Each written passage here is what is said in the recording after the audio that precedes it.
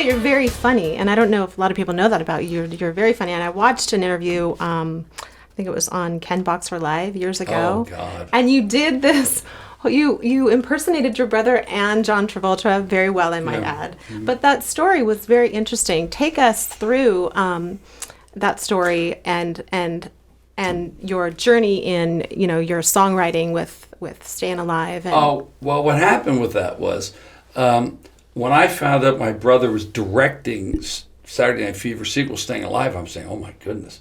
That sold 52 million records, 26 million double albums, which was unheard of, okay? Yeah. So I kind of hobbled myself over in my car to Paramount. Your crappy car, you said. My crappy car, yeah, really bad. Yeah. And they wouldn't let you on the lot. No, they didn't, no. That was like common non grata. You can't say Sly's brother... Well, I did. They didn't believe me. So I had to go to a phone booth and call them up. They didn't have cell phones then. Superman. So I went to the phone booth. And I finally got him in the office, and what's up? I said, well, I'm outside. Just wanted to come in, say hello.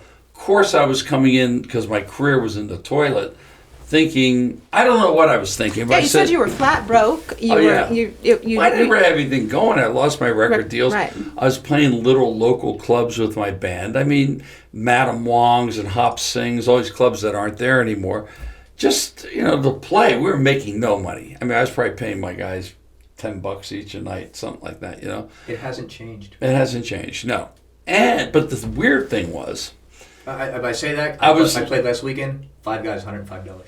There you go. That sounds like me, bar bands in Jersey. Yeah. Yeah. After my manager took 20%. Yeah. So now it's $110 or something. So what happens is, I show up on the studio. And I go up into the office, and it's pre-production, as we know, and it's huge office. And everyone's around brown-nosing, trying to get in good with everybody. It's pre-production of the movie, and they know it's going to be a big movie. Come on, it's a sequel, Yeah. So I kind of wander my way into Sly's office. It's a huge office, and he's acting like a big shot, lots of. So I walk in. And I said, look, man, I want to ask you something. Is there a chance I can get a song in the movie? And he goes, I don't think so. You got the Bee Gees. And I said, all right. So really not to show you. Yeah. So he did something to kind of placate me. He goes, yeah, why don't you just go write some songs? You never know. I think he just wanted to get rid of me. So on my way out, I took the script. I stole the script. Very smart. Very smart. Stole the script. Went home, started reading it. And it kind of coalesced with my life because in the script, Tony Manero wants to become legit, even though I felt I was a legit musician, but he didn't want to be some Guido from Brooklyn. Right. He wanted to be go to Broadway and be a real force to be reckoned with. So when I wrote the stuff, I think subconsciously, and I think because our subconscious is working all the time. Sure. I think I was some of it was autobiographical. Oh. And I did read the script, so I and then every few weeks I'd come into his office. The first week was okay. Second week I come in, I wasn't dressed that great. I was pretty hair down, and I come in. You're pretty good looking though. I saw those photos. Oh, you were the 70s, 80s hair. Still look good. Believe, yeah. Well, I'd come in with a cassette because I was recording in a place in Silver Lake. Seriously, I think it was $20 an hour studio. Okay. But sometimes good things come out of those little studios back then. So I came in with these demo tapes, and it was like Moody Girl, Never Gonna Give You Up, some other stuff like that. And, of course, Sly would sit there. And he's got like ADD too, so his listening skills are not great. I said, so what's that mean? So anyway, I would leave. And then every few weeks I'd come back with a cassette, and you could see the people in the office like, oh, here he is again. Like these people. Brother. Yeah, because they're brown-nosing, They're like, oh, here he is again. They're kind of being nice to me because they probably think my brother and I are really tight, which we weren't at that point, so they get fired. Right. So they just kind of bid it, you know what I mean? So I came in. So nothing's going on. I'm playing with the band, but I think I have some good songs. I believe I have some good songs that are a little different. So one day I get a call from him, And there's two voices. There's the voice that maybe I did something wrong, or the voice is that he wants something. Okay. The one is like, hey, Frank. I said, okay, what'd I do That's now? good, knowing who you're talking to. Yeah. The other one is, hey, brother, how are you? I said, okay, here we go. Okay. Something. You're in.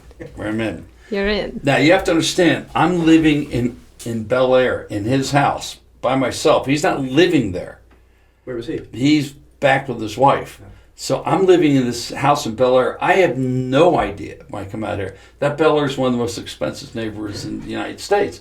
So I'm living there, and I'm on a $50 a week allowance because I had no money. So girls would say, so where do you live? I said, well, I live in Bel Air, and all of a sudden it's like, ooh. Oh. I had no idea. But I can't afford a drink. Yeah, but I can't afford to buy a drink. Can you bring dinner? Yeah. I say, can you bring some Boone's Farm? So anyway, that happened. So then he comes in, and then all of a sudden he goes, yeah, remember those songs you wrote? I go, of course I remember the songs I wrote. You rejected every one of them. No, I forgot them. You know, it's like a month after. I forgot all that hard work, you know. Well, listen, I'm having lunch with John, you know, and John's depressed. I'm going, I love all the rich guys are depressed. Yeah. John Like guys that have like, 5 cents. We're supposed to be like rich happy. people problems. Yeah. I said, I really feel sorry for John. Yeah. We're going to his house in Bel Air. Yeah, sure. Okay. So anyway, so I come in hand, and then he's telling me, don't tell him, don't say who it is. All right. I said, okay. Don't tell him you're my brother. Yeah, don't tell. Yeah. Because you don't look anything alike. Yeah. No, he knows. No, he knows I'm his brother, but don't Right. don't say anything. All right, I'll handle it. Okay. So I'm sitting there. We're sitting here. John's here. I'm here. My brother's here. And they're just talking. It's like commiserating. You know, they, like complaining. The movie. It's mumbling. And John's on the other side, like crying to blues. Yes, yeah. And he's got these huge teeth, like hey, yes, Oh my God. like the Cheshire Cat. Yeah. That's a great impression. But what people don't know, and I know you're probably getting to this part of the story, is that the Bee Gees at the time were assigned to do this, correct? Yeah, but they didn't want to do it. Soundtrack. They didn't want to do it. No, they didn't really. They didn't want to do it? No, they didn't really want to do it but Robert Stigwood was the producer, but he's their manager. They kind of wanted to move on because people kind of labeled them as disco, and they're not disco. No. They didn't write the song. They just put them in the movie, but they were not disco writers. They were not like Chic or anything. I've heard two versions. I've heard somebody pissed them off when they walked, and then I've heard them say, either Merv Douglas or Mike Douglas or Merv Griffin say, we didn't want to be. We did so well the first time. We've done it. Well, yeah, they've done it. They didn't want to do it anymore. But what happened? What I heard is I heard their demos of the songs for Staying Alive, and I'm there. Oh man, they're really good. Just acoustic guitar and them singing. I said, wow, I'm in deep trouble now. But what happened? They went into the studio, and I guess they were overproduced and maybe too homogenized. And John didn't like them because they were kind of. And something happened. Maybe it was an excuse for them to walk, right? So anyway. By the way, somebody told me when they recorded 2 Tascam 24 tracks slaved together just for the vocals. Yeah. Their vocals were over. So we're sitting there at the table, and all of a sudden, they're crying the blues, and it's like Barbarino meets Rocky, from Welcome Back, Kotter. It's like Sly's a guest star on Welcome Back, Kotter. That's so funny. Yeah, right. So then, Kotter was a show in the 70s. Yes, it folks. Was very, very popular with Gabe Kaplan. Gabe Kaplan. Okay. So one thing these days, Sly goes, and this is perfect, Sly. I found this music. What you listen to? I said, you found? Okay. Of course, you can take credit, right? Okay. So, but I gotta give him credit. He did. So there's. I love it. So we didn't have so we had one of those Sony boom boxes before the boom, but a big Sony tape recorder. He puts it in, and John's eating and he's listening to it, and he's going, yeah, listening now. And more of the songs going, he's going, yeah, wow, yeah, Jesus, And I'm there like, whoa, are you serious? He's like digging it. He goes, yeah, I like this. Yeah. Okay. Finally, at the end, he goes, yeah, it's great. Who is that? And he goes, it's Frankie. And all of a sudden, it stopped. And he looked, it was like this look. I think he probably thought I was like the town idiot or it's like the move Fredo. over here. Yeah, it's over here. And he went, Frankie did that? I go, yeah. Frankie. I thought he was a messenger who just brought the tape to you. Yeah, exactly, right. Oh, Frankie did that? Yes, okay. And I'm like all excited. Okay, fast forward, I find out Monday, this is a weekend, Monday, they're doing the choreography to Far From Over for the opening of the movie. And I'm there, oh my God. But every week or every 5 or 6 days, they're adding another song of mine in there. Because my manager, who I got the job over there, is one of the music supervisors, but kept telling me, Frank, they're just, And these are songs you had already written that they're just now using. Yeah, these are songs I've written for the movie. These are the ones that you had written for the script. Yeah, He had taken the right. script, right. Yeah. So that's what happened. And then You had 11 songs, correct? well, including instrumentals and stuff on there. Like, wow. I mean, but even though they're giving me like $3,000 a song, when you're broke, it's a lot of money. Of course, they screwed me on the publishing, which what else is new? Yeah, they take 100% of your publishing. So if you had to do anything different today with regards to how you handled that situation, I would keep my publishing because I've been a cajillionaire. Yeah. No, I mean, I maybe have worked something out. My brother was not business savvy. I mean, if I would have had a manager like Irving Azoff or David Geffen, I would have at least kept a third or a half of my publishing. But who knew? Who knew? Yeah.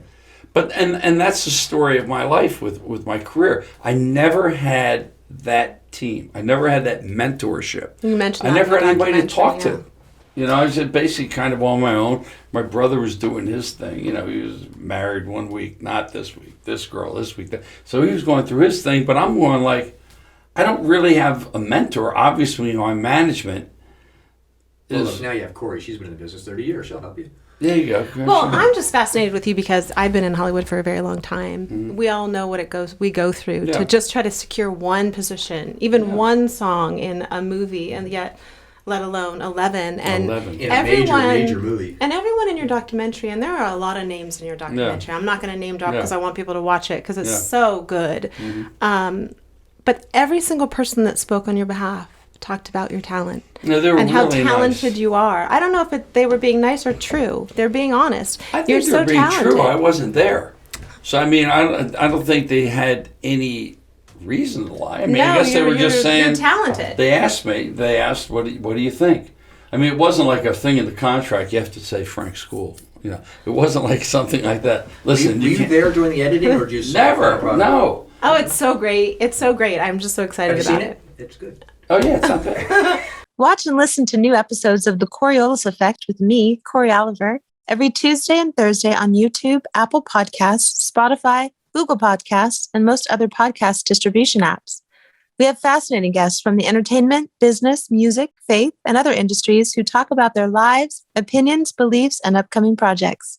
That's The Coriolis Effect with me, Cory Oliver.